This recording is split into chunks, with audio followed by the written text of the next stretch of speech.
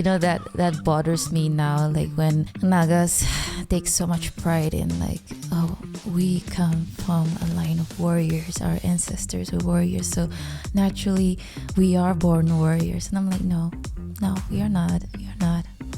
You hate an artist for releasing a diss track. I would sing and I'm like, shut up. The way people were attacking me was so vicious. When you look back at that situation, would you have handled that situation any differently in hindsight?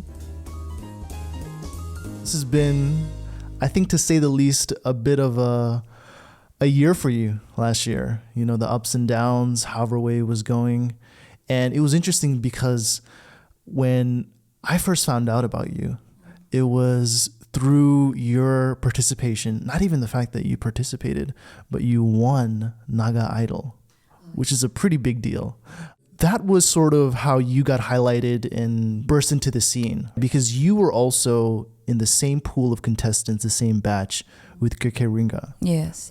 What was that like, going into a competition like that? Back then, it was such a big deal. So I was like, okay, that could be a really good platform. Especially back then, when most of the media that we had was probably maybe VH1, but the newspapers, we didn't have social media the way that we're using it right now. Yeah. So if you wanted to be out there, Naga Idol was the place. And for the younger ones, it was Kids for Fame. Kids for Fame. And I think there was another one, Road Safari or something like that. Yeah. So it's like a reality show? No, they would take a truck and they would just put the systems on the top, on top of the trucks, and then they would do like audition for vocalists. So like on the spot? On the spot, yeah. I thought that was too wild for me. So I wasn't ready to do that. So I thought Naga Idol would be a good one for me. It was really tough doing that, In what way? I would say it was cutthroat. yeah. And we had the dialect round, the pop round, rock round. We also had an opportunity to just play with different genres, What were your strengths? Which genres? Strengths, rock and pop. And that's interesting because right now, if we forward almost like a decade later, you have now transitioned into rap, which is essentially an almost different platform. I would say I was exposed to a lot of music when I was growing up, and we had MTV back then. VH1, shout out. Yeah. And so there were like a lot of influences, different genres. And I would even remember back then, a lot of the kids that grow up in sort of in that generation where you're growing up with VH1, you really can't be selective about what kind of music. It didn't matter if you like rap. Like it was playing, so you just had to listen. We were so young that we didn't even know what the song was about. Now I look back and I'm like, ooh, those lyrics are kind of backseat of the car. I'm like, well, but that's the innocence, right? For sure. The number one example that comes into my mind, Flo Rida. Oh, yeah. All his songs are innuendos. Whistle is a great example. Yeah, exactly. But that was our childhood. People like them. Sean Kingston, I know he came here recently. And those people, they might not be around right now, but they were so like integral. Yeah. So do you think that being exposed to rap, being exposed to pop, all the big musical hits at the time. Do you think that's what made you so well-rounded? Yeah, I think so. Anytime there would be musical night at the church, for the Sunday school students, I would always be the first one to say, I'm in. I want the solo, I want the group, I want everything, I want in. So that's how it started, and we didn't see anyone making it. So you didn't have like references? No, apart from Metanile. Right. Yeah. Fun fact, when we were kids, just above our house, they would jam all night. They would, yeah. So you got like a free concert every night. They'll just jam all night and we would just listen. Yeah. Going back to the fact that you were always the person to raise your hand and say like, yes, I want to join, I want to sing. That's quite rare because I think in our society, you don't get people who are like, up front and they take initiative. Do you think that plays into the role of your artist persona? Okay, she's this, bad bitch type of girl. She says whatever's on her mind. Yeah. How true is that persona? Whenever I perform, I do turn into someone else. but I think that's just an extended version of myself. If I'm just socializing with my friends or with other people, I'm not really upfront. I'm very introverted. But when it comes to music, it's just a switch. When that happens, I become fearless. Now that I ventured into the rap scene, right? People definitely think I'm a baddie. Yeah. Oh, she's so tough. She's speaking her mind. She's cussing and all that. You even wave around a pistol in your last music video, Yeah, right? yeah. Clowns. Yeah, clowns. So I think that's why people get that vibe, like, oh, like, Yeah. she doesn't take shit from anybody. But I think it's with every performer. Like, you might not be feeling like yourself, but when you have to perform, you perform. You put on an act. So when you watch yourself perform, whether it's through YouTube or like a recording, do you even recognize that person on stage? One thing is, I don't watch my own videos. I just go by feeling. Like, oh yeah, I try to remember what I did on stage, and yeah, I should have not tripped, or I should have, all that. I try to process that. Right, stage presence. Yeah, that's something that is so underrated. And a lot of performers, like, you may have an amazing voice, but if you don't have stage presence, like, your voice might as well be unheard. Yeah. Like you said, even if you're a great vocalist, but you're singing like you're not feeling anything, people are going to get bored. Anybody can hit, not anybody, but most people can hit high notes. I remember the first round, I sang Hallelujah. Hallelujah. Yeah. So I wasn't feeling well that day, but I was told that nobody cares. Nobody gives a shit if you're sick. So that's when I decided, okay, you know what? I'm just going to like own the stage. Like, this is my song. Back then we didn't have like, oh, this is going viral or anything like that. But then we had CDs. We had to give out CDs for every round. So that's how we got votes. Oh, so they would record your live vocals and they would burn it into a CD and pass it out to the audience. And then I'm not sure which station it was, but they would keep playing our performances. And this is back when like nobody had Tata Sky. Yeah, exactly. So you just switched to the local channel and it was just Naga Idol. and people really started voting for me. So like when you sang Hallelujah, when I heard that song was by Rufus Wainwright. He was the only one. So for me, that was my reference for Hallelujah.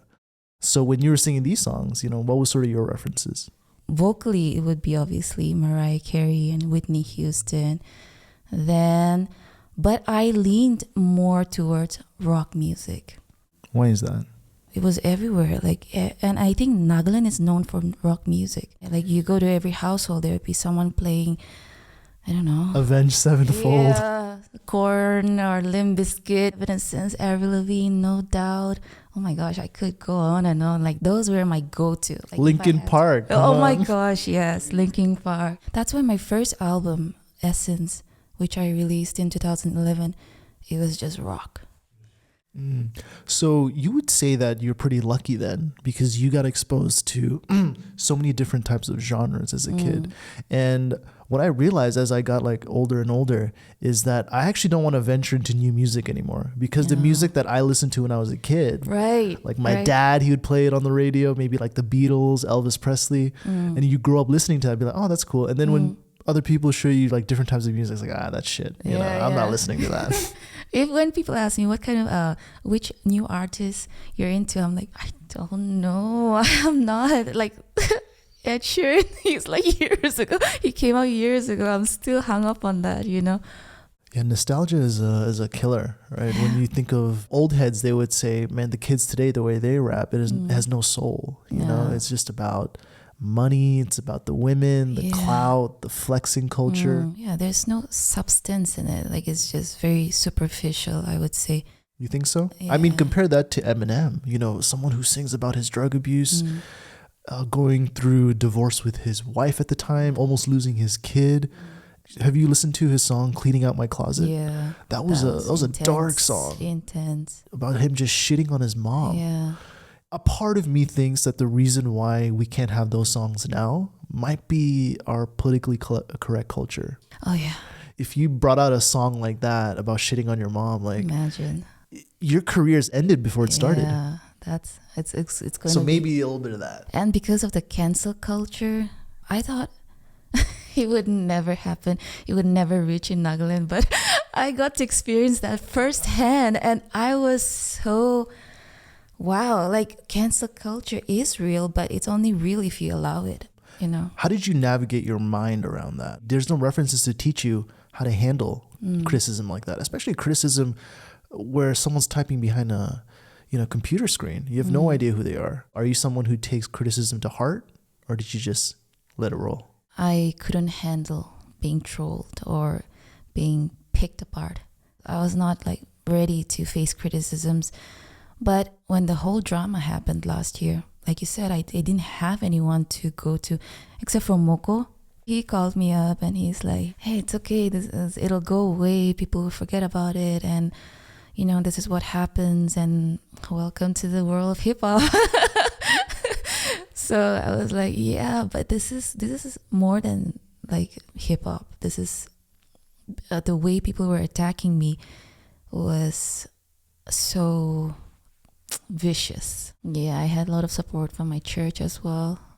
So even they heard about it. Oh yeah, everywhere, dude. Like, yeah, you were telling me about how you pulled up to a car wash and there were people who were taking videos of you, like, that was as crazy. you were pulling in. That's when it hit me. Oh gosh, this is so real. This is actually happening to me. So when this exploded, the drama. Right, and this is the drama between Lee Vlogs and you. People were hunting me like a witch. It was like a witch hunt. Where is she? Where is she? When they got to see me in public, it was like, oh, gotcha, bitch. So, yeah. Well, I would think that there would be like a sense of paranoia at that point. Oh, yeah. Everywhere I went, people would give me the look. The music video Clowns, you can see me enter the cafe and then people are like, they were talking it. I mean, they're not behind or anything. I could visibly see them. There were also some fans, some supporters. They were like, oh, we are Murgis, we support you. And that felt good. Well, you've sort of embraced that meme, right? The Murgi meme. I didn't want to. I was like, I put up a 20-minute video and that's all people could grab on. Like I was like, why is this even going viral? It doesn't make sense. But what was the point you were trying to make with that reference?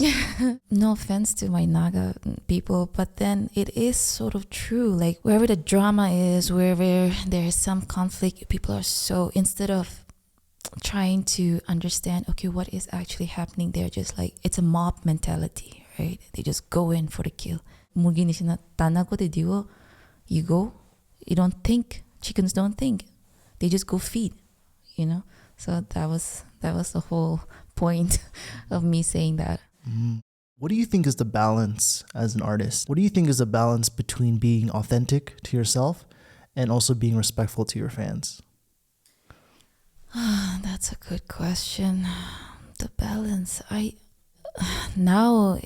The balance has quite shifted. I'm like, listen, you guys already hate me, So, you know what? I'm just going to be real. If you love me, you love me. If you don't, that's okay too.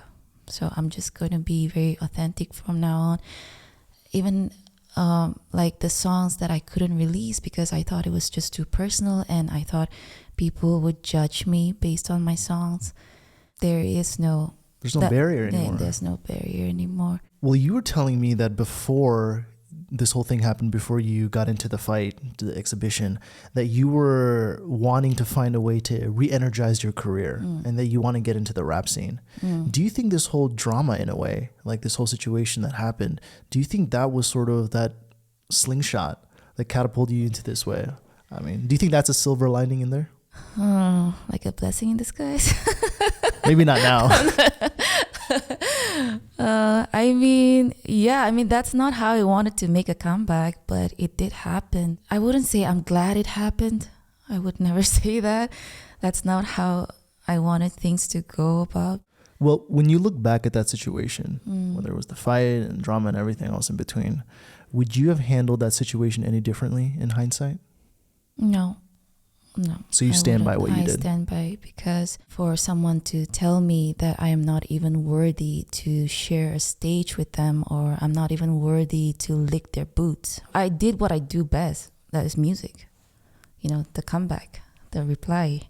So the question would be, if Renbeni is upset at me, am I going to be worried that she's going to write a diss track about me without, texting me first, without calling out to me, be like, hey, let's talk these out like sensible adults before we get into the diss track? There's communication, it's fine, because so there wasn't any communication. There wasn't any communication. I was being blocked. I didn't even know what this was happening. I didn't even know stuffs about me were being put out there like that. It was like a cheap shot, and so even I thought, okay, I will put up a song and speak my mind.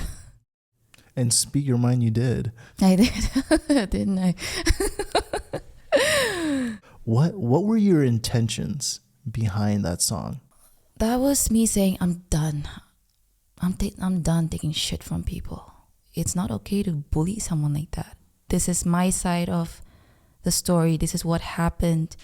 So why are you being a bitch about it? And when you released that song and that music video, did you expect that kind of reaction? I did expect some pushback, obviously. It's a diss track after all. But I didn't expect that kind of hate towards me, because a lot of people didn't even know who I was, but they had so much to say about me. They think my mom is a hoe, that I am a fatherless daughter, and all that. It was just too personal. So, well, you did use hoe in your lyrics too, right? I did. But that was just, yeah, I guess that was a little cheap shot from my side. But, I was sort of angry. You called me ugly. You called me all these names. Let me give you a taste of your own medicine. It was that kind of a thing. Well, I will give you props for the last line. That was, the wordplay was quite good on that one. That just happened. Yeah, was that? Yeah, that was. And you said that you wrote that diss track in a couple days? Couple of days. Was it because the emotions were so raw? Because I also experienced a fight for the first time in my life, being inside a cage. That was your first fight ever? Ever. You guys were throwing haymakers, man. You just swinging for the fences. Whatever training you guys did just flew out the window. You could just see the animosity between you guys. I think it kind of showed as well. During the fight? During the fight, yeah. You guys could see it? You were throwing bombs. You guys, like bad intentions. Did you? But that wasn't. Or was that after the kick? After the kick, that got me off guard. I don't think she understands this is just an exhibition. That's what started running in my head. What was your definition? Exhibition means it's just an exhibition. There are no losers or winners. So right, it'd just be a draw at the end of the day. Yeah, it's just going to be a draw, and then you put on a good show. What do you think about the allegations that the fight was rigged and it was staged? Is there any truth to that? No, there was no. It was the whole event. People started thinking it was a scam, which is not true. I was kind of sad thinking that there were so many good fighters who participated, and all of their efforts were being overshadowed by this stupid drama. 100%. Because if they find out that one fight is rigged, then it lays credence to the whole tournament. Now they're going to think everyone's just doing this for money. And that word was used quite often. Often. Choreographed. And I started thinking, are people stupid? They don't understand how long it takes to choreograph a fight. You have to be a pro. It has to look so realistic. I was just stunned when there was these allegations. Yeah, where do you think the confusion was? Why do you think the audience felt that this was staged, for people to start believing that this was a rigged fight? Because of the video that she put out. Yeah. Where she mentioned that text message between Alabo and her, saying that, it was a choreographed fight, it was a staged fight. So I think that's where people started getting the idea that the whole event was staged. The whole fight was staged. Not just our fight, not just the exhibition fight, but the whole pro fighters and, Right, because when those messages came out and people read that, I think people looking at that, they felt cheated. They said, well, if you guys are going to have a choreographed fight and not tell the audience. But again, there were people who didn't understand that it was only an exhibition fight. They thought we were fighting for real. So you were pulling your punches. Yeah. No, the fight was 100% real. Like who wants to get hit, right? You hit and get hit. That's why during the training, my coach really wanted me to experience sparring. Like I went to inside an actual boxing ring where I had to spar with this young female boxers who beat the shit out of me. And I cried. I think I cried for hours because it was so, I don't know, I felt so devastated. That's when my coach told me, that's how you're supposed to feel. You're supposed to feel broken. That way you get over it and then you get comfortable getting hit. So it was rigorous. It was really bad. So the second time that I sparred, it wasn't as bad. Okay. It wasn't as bad. Yeah, not skilled, but I was prepared. In all respect to people who literally put their bodies on the line. Oh, yeah. My favorite quote about fighting is from I forgot his name, but he says, fighting is like when high problem, I forget. Let's move on. something. That wasn't going anywhere. Yeah, but I have so much respect for the sport. Even second round, I was gassed out. Do you know why? I'll tell you why. Tell me. Because half of your energy is gone just through adrenaline alone. Yeah. Because your heart is beating so fast and your breathing is off. And that's what they teach you in boxing, is to control your breathing. If you control your breathing, you control how you react in a fight. And if you don't control it, you will gas out within the first minute. And I had to really learn how to breathe through my nose and not just like trying to gasp for air through my mouth. Not doing that. And one bad habit of mine was I always would go back.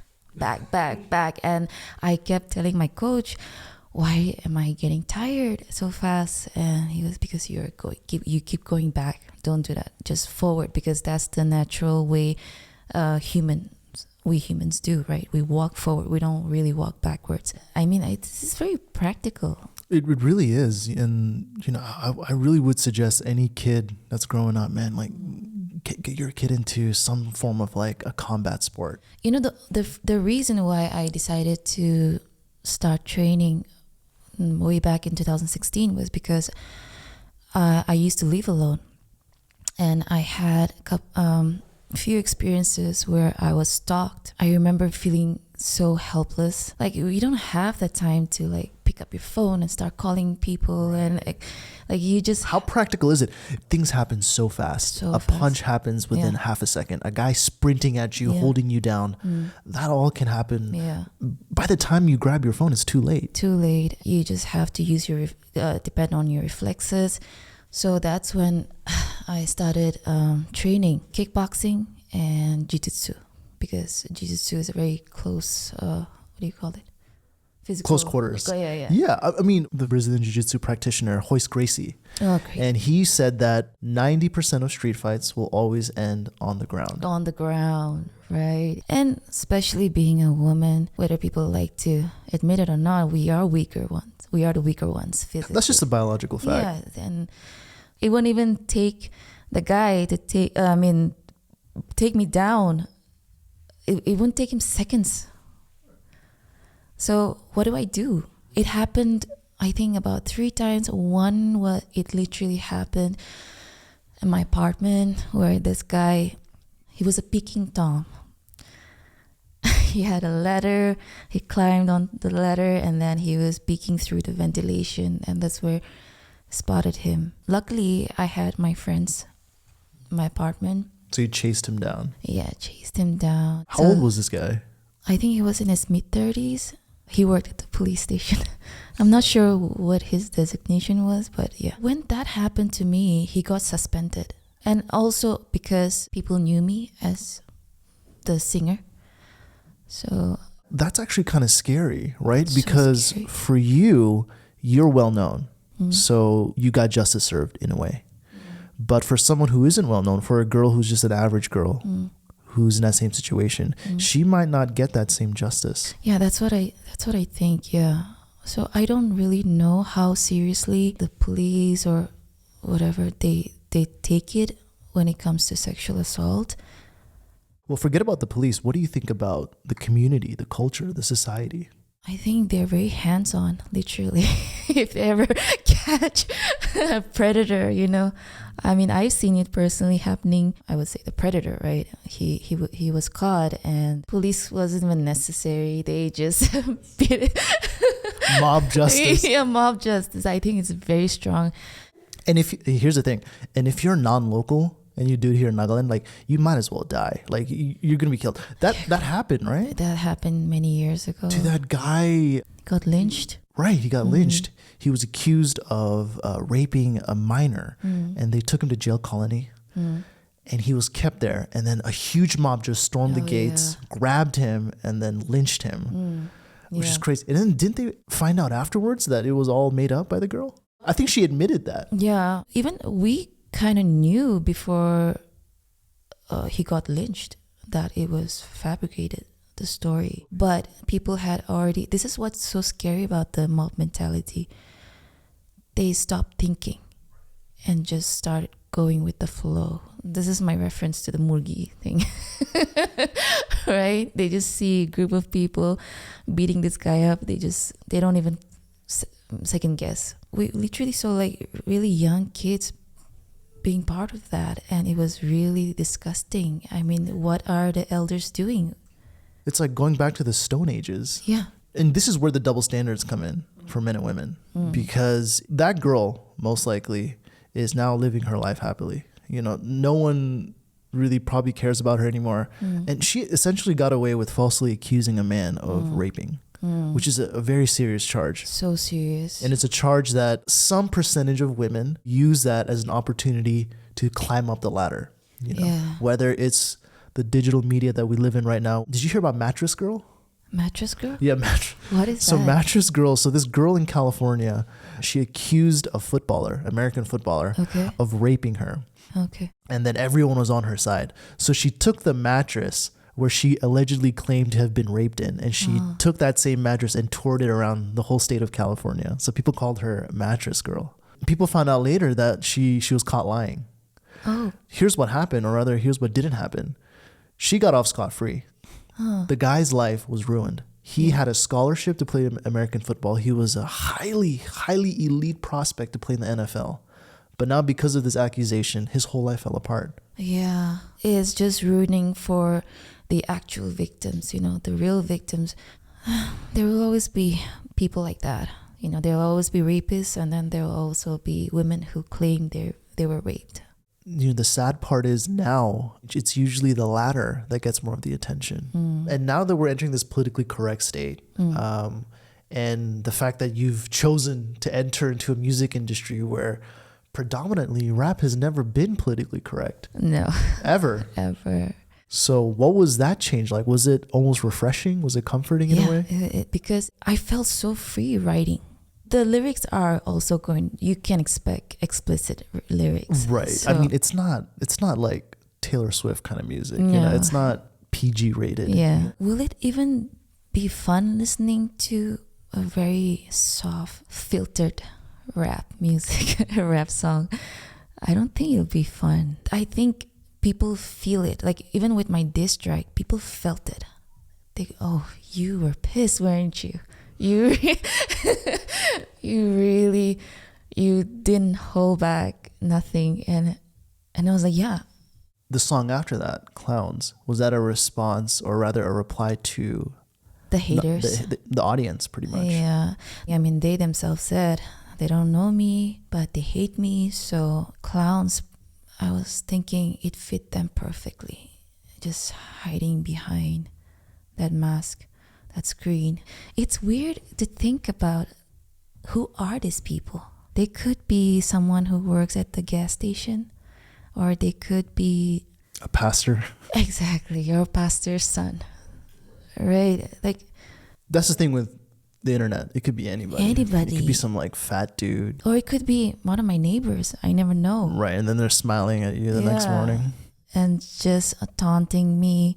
Even till this day, I receive so much hate. When I do ask them, what is it? What is about me that makes you hate so much? And it's like, your existence.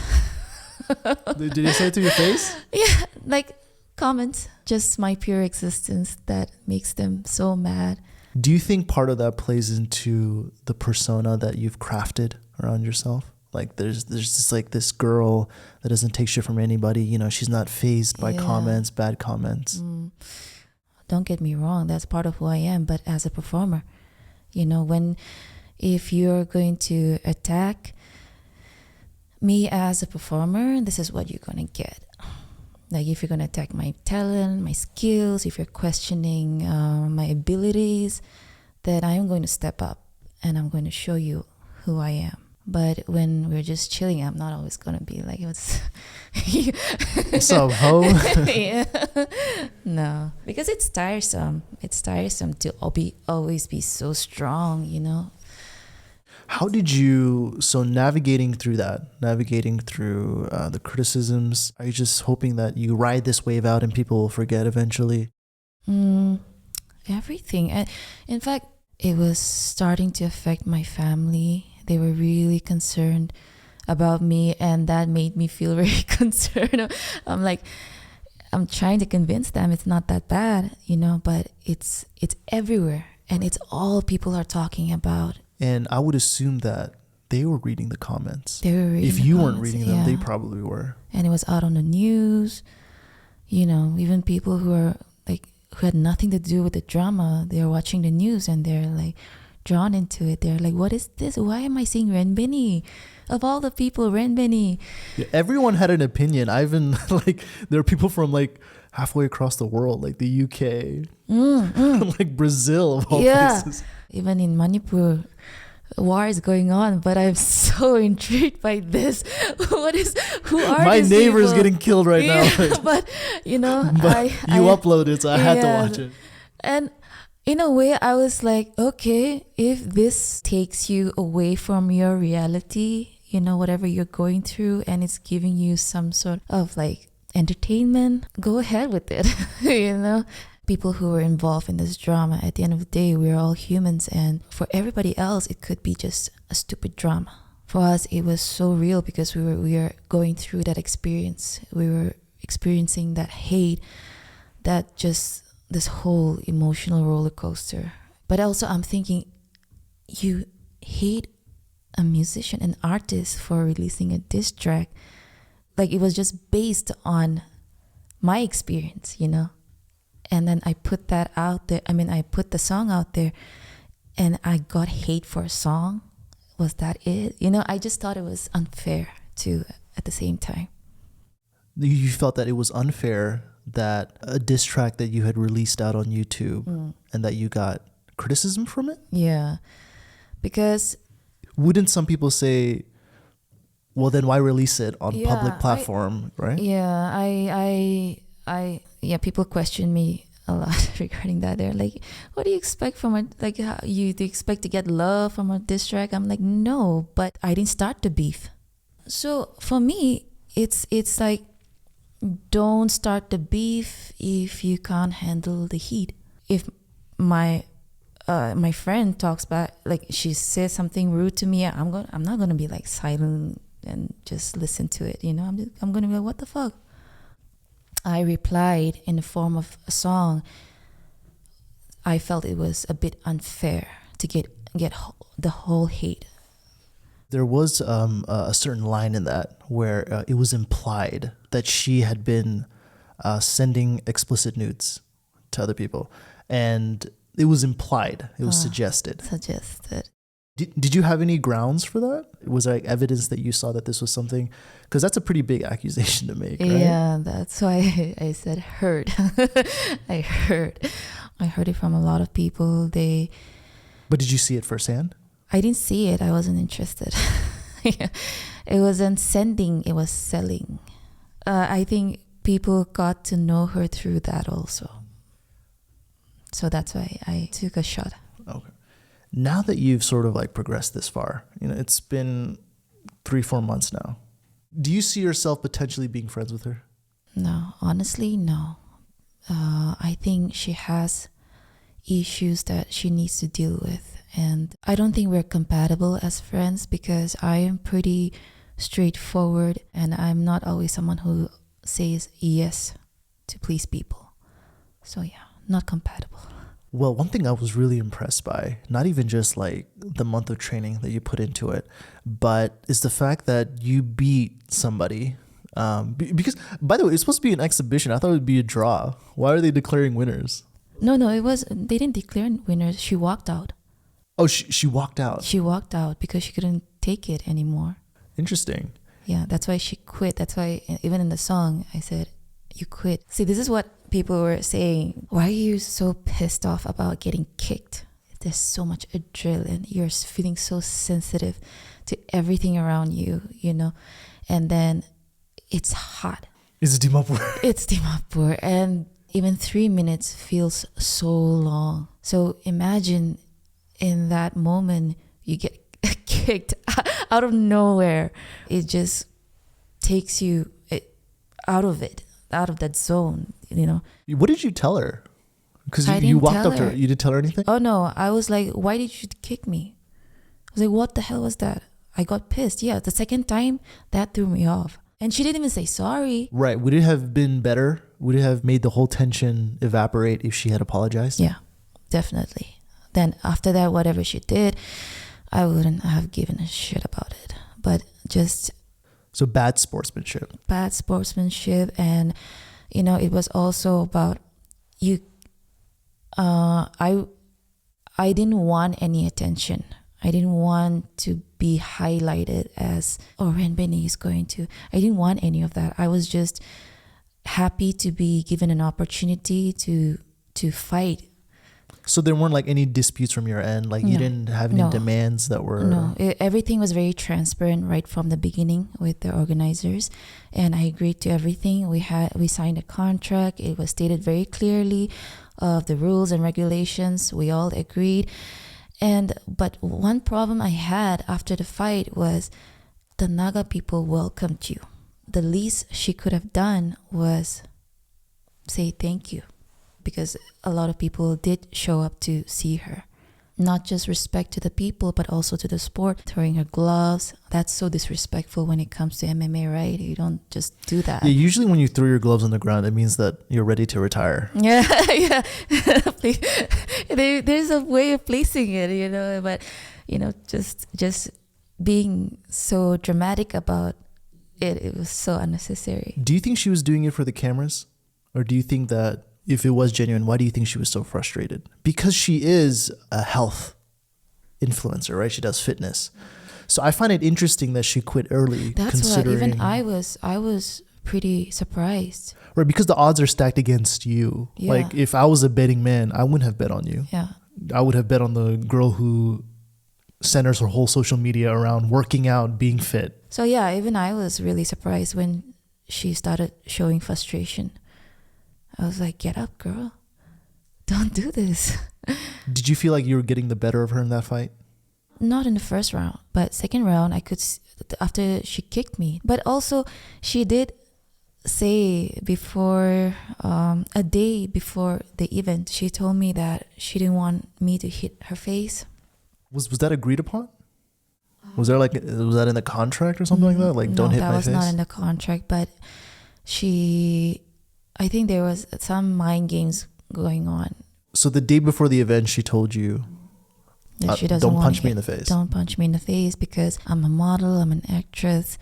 And if anything happens to my face, then her agency wouldn't be happy about it. And she did mention that she had signed a separate contract with the organizers, with the event organizers, and which I was not aware of. And since I had not signed it, I thought that's not relevant. Then what was the alternative then? Where were you supposed to punch? Like, did she tell you? Like the body shot. During the actual fight, she started coming for my face. So what am I supposed to do? I'm not a punching bag, you know. I had to hit back. If she's allowed to do that, I'm also allowed to do that. So that's what I did. And I also gave her a couple of body shots because that's what she asked for. Yeah, I mean, if a day prior, if what you're saying is true, and it's true, because she tells you a day prior, there are so many witnesses. They were I don't think that's enough notice. You know, if you want to go for a body shots, that's fine, but a day notice is just not enough time. Like, you would need to give at least like weeks. Yeah, and the public would have to know. Yeah, and the choreography never happened. We never learned anything. We did light sparring, and that was it. Forget about the fight. If not the fight, what part of it was choreographed? Nothing. Even the trash talk for the press conference, when she suggested that we should trash talk to get more publicity, I said, I'll think about it. That part was kind of already decided that she will trash talk pre-fight, but then she said that not on socials because it's not the roadies. But then she went on and just started posting stuff. So I was like, okay, maybe that's part of her, publicity stunt. Even that didn't bother me, but post-fight was what started bothering me. So diss tracks, that's been like a topic of conversation for a long time. I remember 2017, I think, was when the diss track started. It was like Rice Gum, Jake Paul, Logan Paul. Oh, yeah. When you think about diss tracks, and some of them go personal, like some of them, you talk about their moms, their drug addictions, their dark secrets. When you think about diss tracks, are there any lines in general do you think that artists shouldn't cross, or everything is free range? Yeah, certain things that shouldn't be brought up, but that's just my personal opinion. Things like what? Children shouldn't get involved. And if the person has a suicidal tendency, I think that also is kind of a sensitive thing.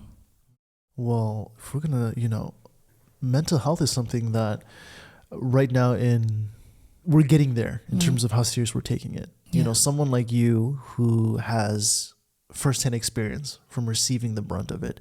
And you even told me that at a certain point you had a period where, I don't know whether it was because of this drama or just something completely different, but you had your own mental battles that you had to go through. Mm-hmm. Yeah. What was that like? I think I started going through depression at a very young age, but it was just, I couldn't understand it then. But now looking back at it, I was going through it.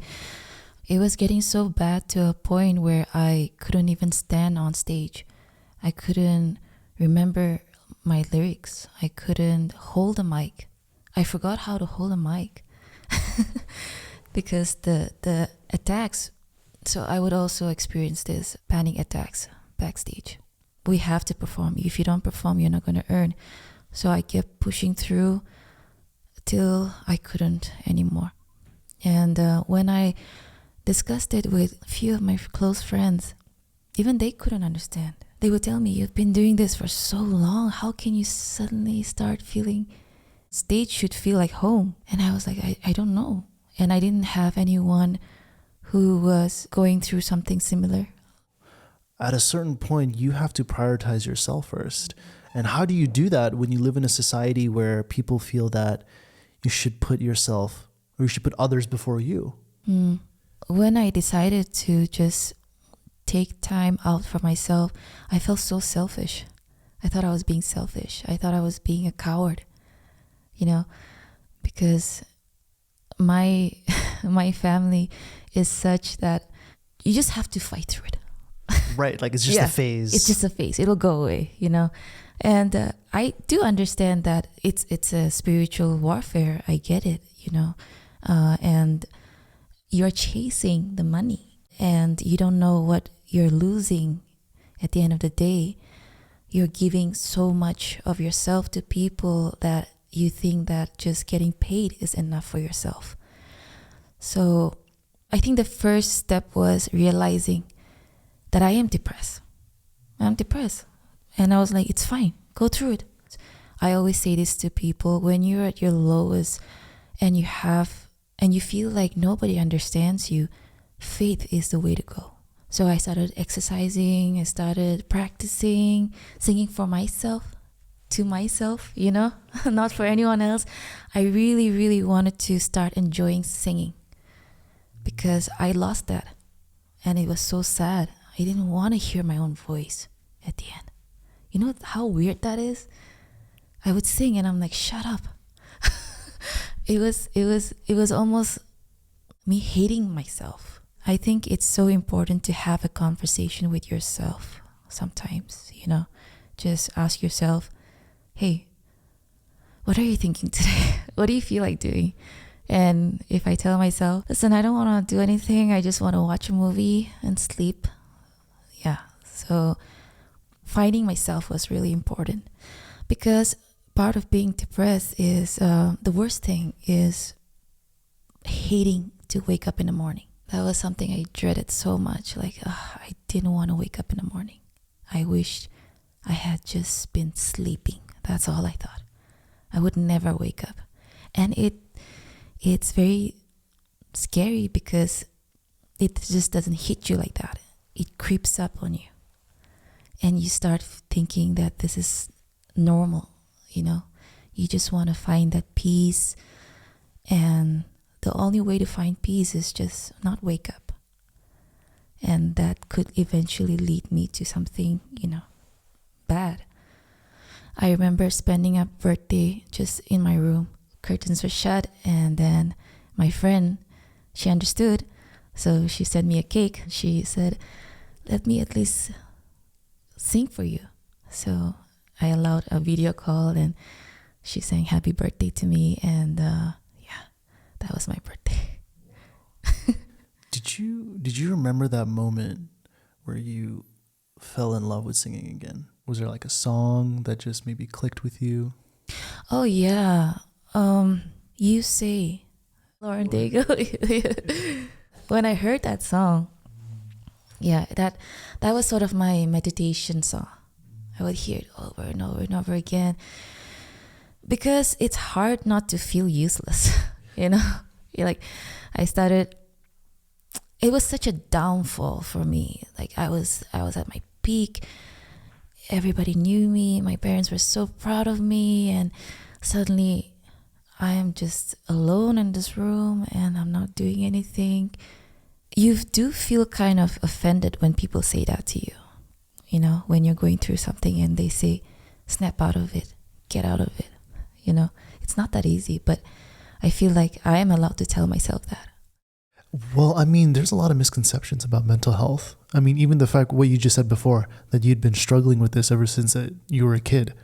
One of the biggest misconceptions about mental health is that as a child, you can't have depression, which is completely not true at all. Yeah, you now can. I know, yeah. Right. Or even the fact that once you get through depression, it doesn't come back. There might just be a moment, you might hear a song, you might be walking down the street, and it might just trigger a moment where it brings those memories back. A big one, and this is something that's quite prevalent here, is that only crazy people have depression. Yeah. And that's the most ridiculous one. Oh yeah. I think mental health is the same way as you being physically ill sometimes. If not more. Yeah. I even tell my parents, like, sometimes your body falls sick. That's how your mind falls sick too. The only difference is with physical, you can see it, you understand it. Someone tells you, you go to a doctor, they tell you what is wrong with you. But mental, you don't really see it, but you feel it, and it's hard to detect. You don't even understand it. You're either, maybe I'm just tired, maybe I'm too stressed out. That's what we keep telling ourselves, right? obviously not even just women, but men as well. You know, Oh yeah. there's a big problem right now. It talks about men. You know, most men live lives of quiet desperation, and I think that's very true. I think, you know, just like how women have their own societal expectations, for a man it's the same thing. You know, a man is supposed to provide, a man is supposed to be strong. Who's he going to go to? You know, he doesn't really have that support system. My fear is that it's going to be one-sided. Just look at the guys here as well, whether it's the beauty standards for men as well. And it's okay to body shame a man, but it's not okay to body shame a woman. That's like the double standards, right? For sure, right? Yeah, we can go down that rabbit hole all night long. Oh my gosh, but I'm very happy that nowadays it's not a taboo to talk about mental issues anymore. Oh, 100%, you know. And if you trace it back to, if you even talk to, and for even people who are listening, if you just talk to your parents, you realize they did suffer from depression. They did suffer from mental illness. They just didn't realize it. Yeah. That's all it is. Yeah, and that's most of what it is that, I'm going to bring this back to the men again, is that when we're taught to be strong all the time, when we feel moments of panic attacks, I had a panic attack. This just during like my exams. I was just so caught up. I just called my sister, and then she picked up. She's like, "Hey, Joe," I just wanted to tell her, you know, like what was happening through my day, but when I picked up the phone, I just couldn't talk, you know, and I just broke down. And I remember thinking in my mind, like, why are you crying? Like, just talk about your day. Like, what is wrong? And I realized because I couldn't identify what I was feeling. I couldn't identify feelings of feeling incompetent and feeling like a failure. And I felt like that was just a phase I had to get through. It was just an emotion. And most people don't realize it builds up until it hits a breaking point. Oh my gosh, that's the same thing I went through. You know, like I felt like a total failure. But you know, one thing I regret during my 20s, I was surrounded by so many women who were starting to get into feminism. You should be independent, you should be strong. That sort of mindset damaged my relationship with my partners, because I felt like anytime I felt like I was losing control, I would accuse them of like just degrading me, or like... So you gaslight them. Yeah, sort of. So I also was equally toxic, and that's something I could have never done it in my 20s. I would have never taken accountability. But now I do. Now I realize that I was equally toxic. It takes two to clap. I also started questioning, like, what made me choose those partners. We were not compatible. we didn't share. It's okay not to share all interests, but you should share some interests, right? For the most part, share core values. Yeah, and principles. values were so important. And yeah, for me, it was as long as I felt comfortable. I didn't even think about physical attraction, nothing.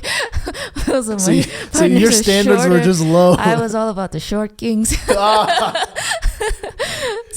out. Yeah, I didn't care. I didn't care about.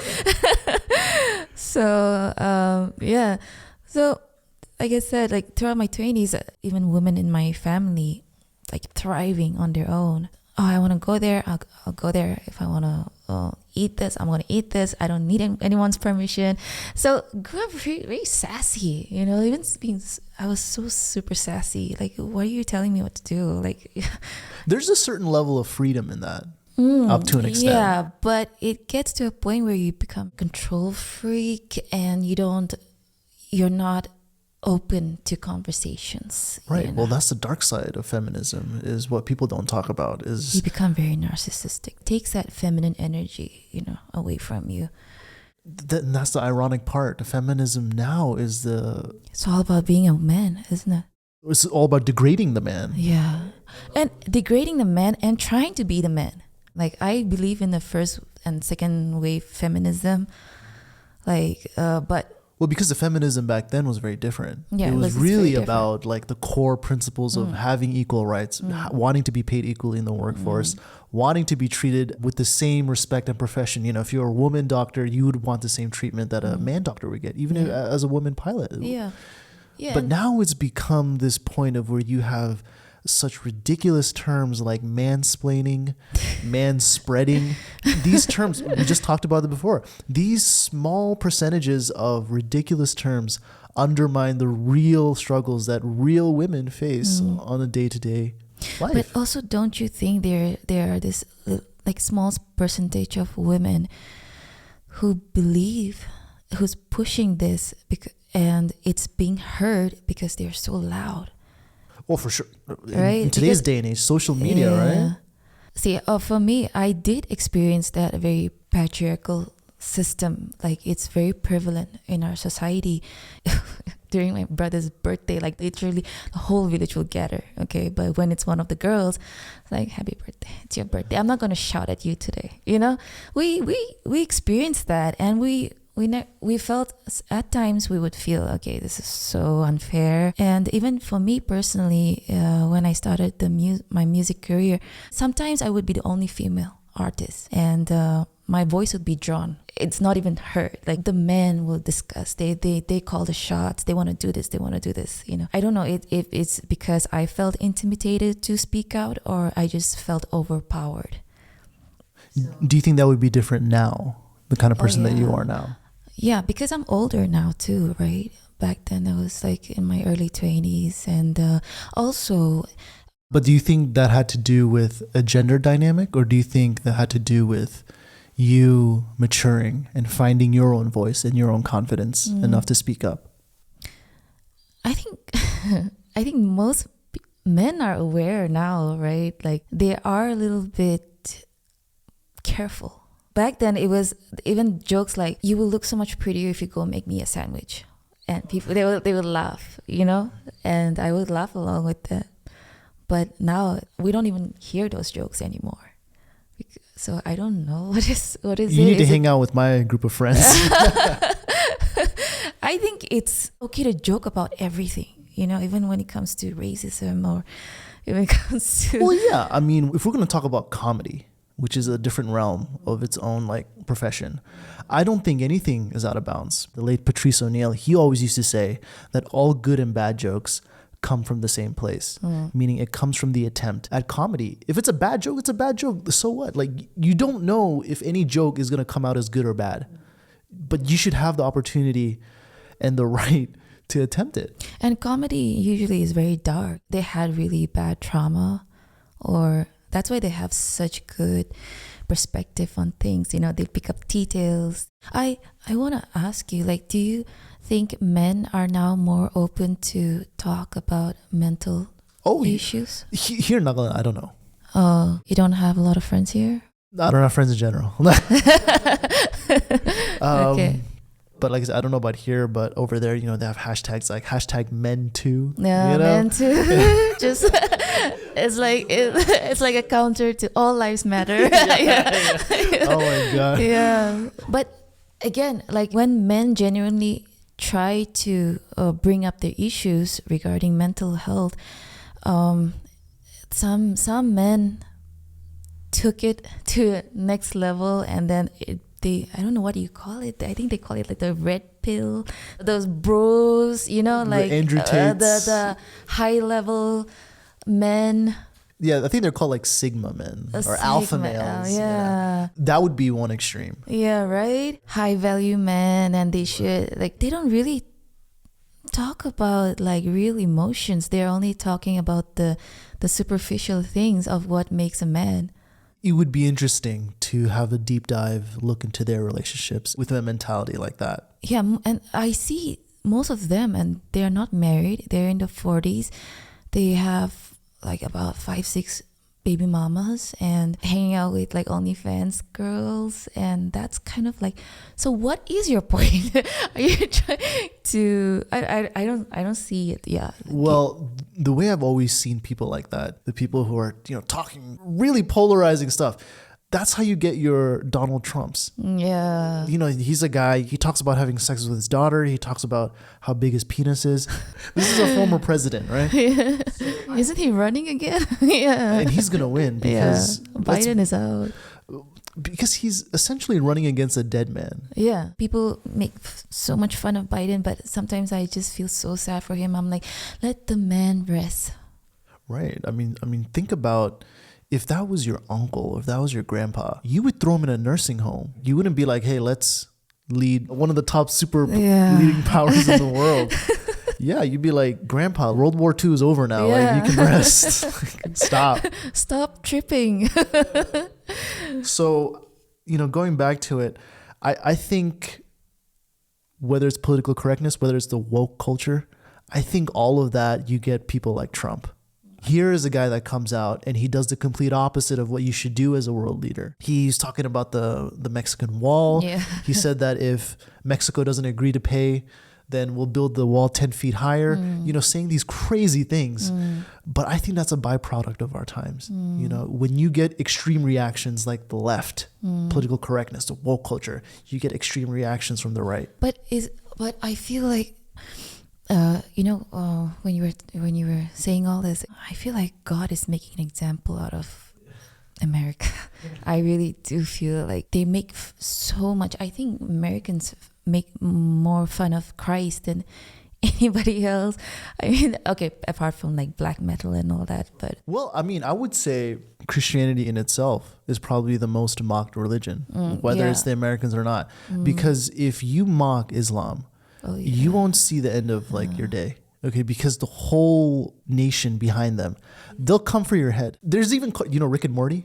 Oh yeah, Rick and Morty. They make fun of Jesus all the time. All the time. Yeah. You do that with the Prophet Muhammad. You're done. Like your show's canceled. You're canceled. So we don't have that backing the same way they do. I don't believe anything that comes out of America. No. I'm not kidding. But I also wonder how the regular Joes feel about what they're going through right now, like their nation is going through right now with all this wokeness and craziness. Everything extreme is coming out from there, right?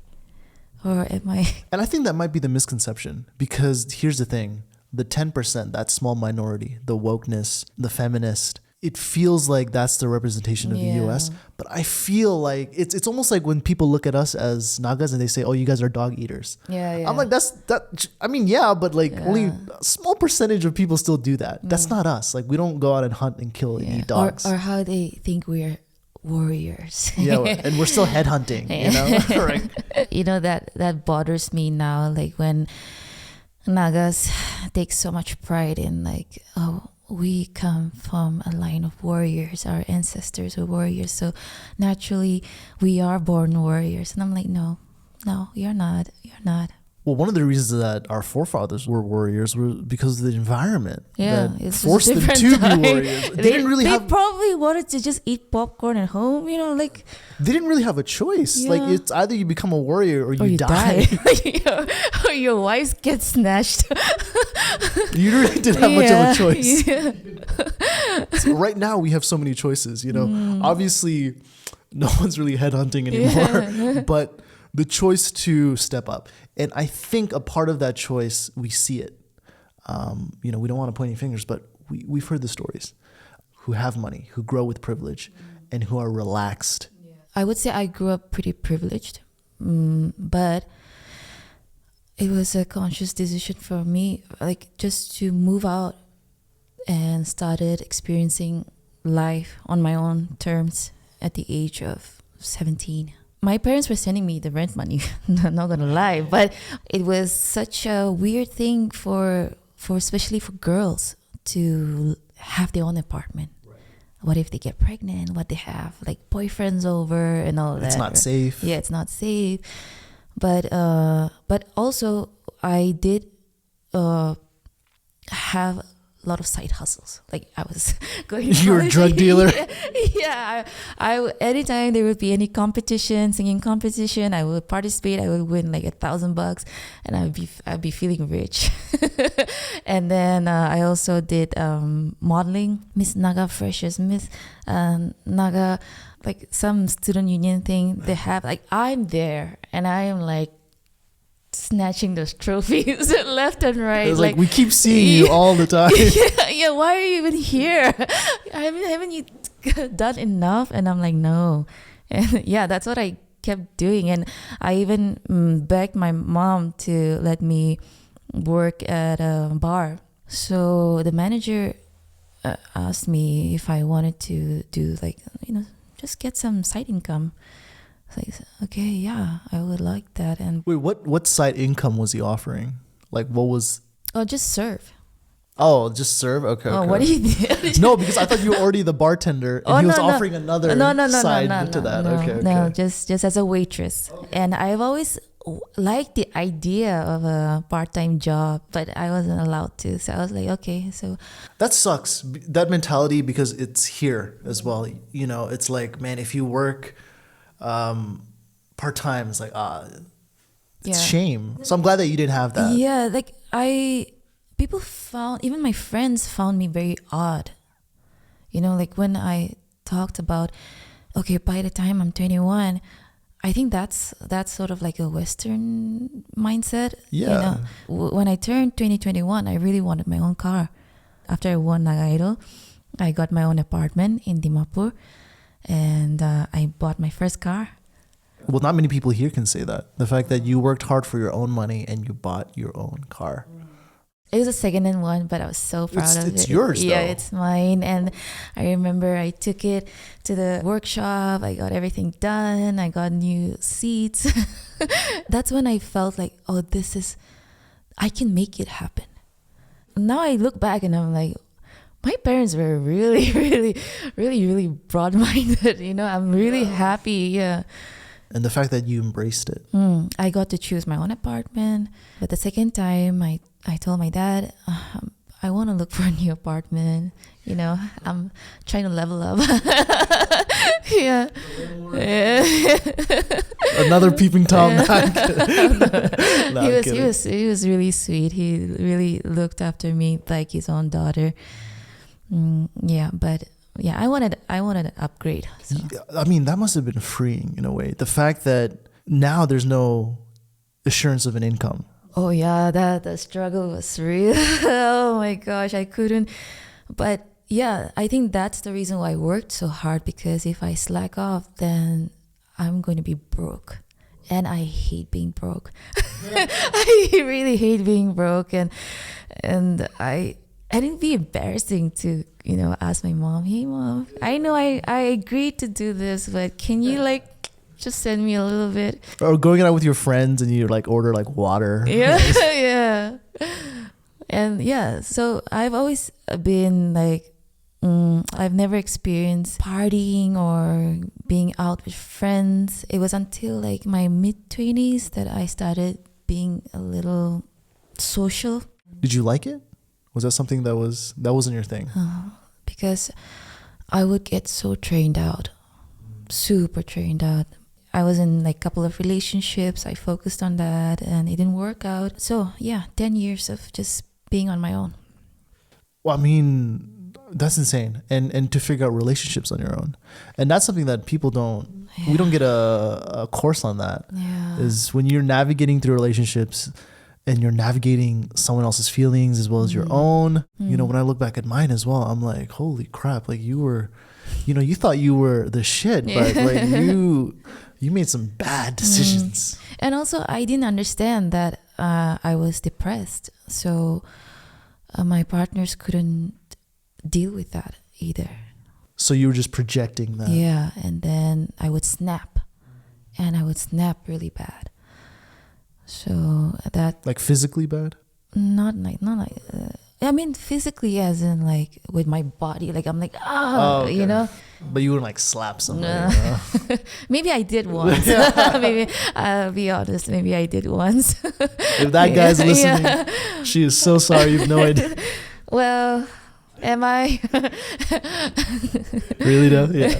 Yeah, but after that, I swore never to put my hands on someone who are not intentionally trying to hurt me. I mean, now that you've acquired these new skills, having actually been in a fight, do you think now you're more confident with how you approach people now? Do you still have that fear? Yeah. No. There's you find a different confidence. If I'm in a certain situation, then yeah, I'll be able to escape. That kind of confidence is different than that self-confidence that people usually have. I love myself, worthy, I'm valued. Not that it's a very different kind of confidence. Respecting the rules that you have put down for yourself, that routine for yourself. Yeah. So that's what for me is like a man of principle. Like you follow through. And not even just that, but holding yourself accountable when you don't follow through. Yeah. Oh yeah. Yeah. Yeah. I just wish Nagas would venture into like different fields, Yes, like please. How about trade schools? How about getting into mechanics? Like that's something that we actually need. And those are the people who earn the most consistent, because cars are always breaking down here. Yeah, electricians and certain skills. And I wish I had that opportunity growing up. I would want that ability. If my car broke down, I would know exactly what's wrong and how to fix it. Yeah, I had to learn on my own. But the first thing I did when I got a car, my dad taught me how to change the tire. Did he? Great job, Dad.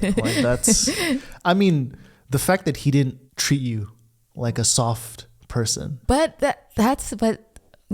I do wish that my parents would stop thinking like everyone else, like that I'm the strongest. I don't get to be treated soft. I keep questioning myself. Is it me? Is it me that I'm giving out this energy and then they just perceive me as a strong daughter or friend or individual? They always tell me, oh, you're so strong, you're so independent, like even physically now you've proven yourself strong. Sometimes I just want to be like, no, I can't do this. Can somebody do this for me? But you want to be pampered. Yeah, I want to be pampered, but now it's like, no, okay, fine, I have a minute of that and then I just have to find a solution. Looking back in hindsight, would you do the same? If you had someone that you had to take care of, would you put them through that independent lifestyle? But with more guidance. With more guidance. Yeah, definitely. And I think I would make a really good mom because I have acquired so many skills. I'm like, for what? If not for that. Yeah, I've acquired, seriously. Like I tell my friends, we keep joking like, oh my gosh, we're going to be super moms. Drive, it's okay. Husband, you sleep. I got this. But I wouldn't want to be working. Like, what do you mean by that? I wouldn't want to have like a full-time job. I would want to, because I did that. I would just want the rest of my life just be focused on my family, with my kids. You don't know if your kid is going to turn out like a psycho or a doctor, Right, because so many things are out of your control. Yeah. My sister, she just had a kid. Oh, yeah. And she was talking about the fact that how differently she looks at the world. Because now everything is dangerous, even like the staircases, even this table. Yeah. So it changes the way you think. I mean, someone like you, when you said that, I'm an introvert, I think it's a bit harder to show that side. Yeah. Are you an introvert? For sure, I'm an introvert. I'd rather stay at home. I don't want to go out. To me, the best kind of gathering is when I'm with my friends, the people that I know, with my family, my cousins, maybe, it's a bad thing, because you don't get to come out. But I've always found out that even when I was like coming up in university, that everyone that I met was interesting. Everyone has something interesting to say. Hopefully the podcast and everything else highlights that. Yeah. I mean, this is the reason why I really like your podcast, because you bring out this thing in people where they wouldn't expect to talk so deep about their emotions, their experiences, and you just find a way to just lay it out on the table and make it comfortable for everyone. I really like that. This is something that I normally don't do. I never approach people. Yeah, it's but I don't know. I guess I'm just trying to do things a little differently. I'm doing this not because for attention. It's just I've never talked as Renbeni, just Renbeni. Take away the performer, the artist, like just me as myself, as a person, talking about my experiences and all that. Like I thought this it'll be a nice way to not just for the people, but for myself too. I'm glad that you enjoyed it. It's been a blast. Yeah, I had fun too. Thank you so much again Thank for being you. here. Thank you. All right, for having guys. me. No worries. All right, guys. It's Jonathan. This is Renbeni.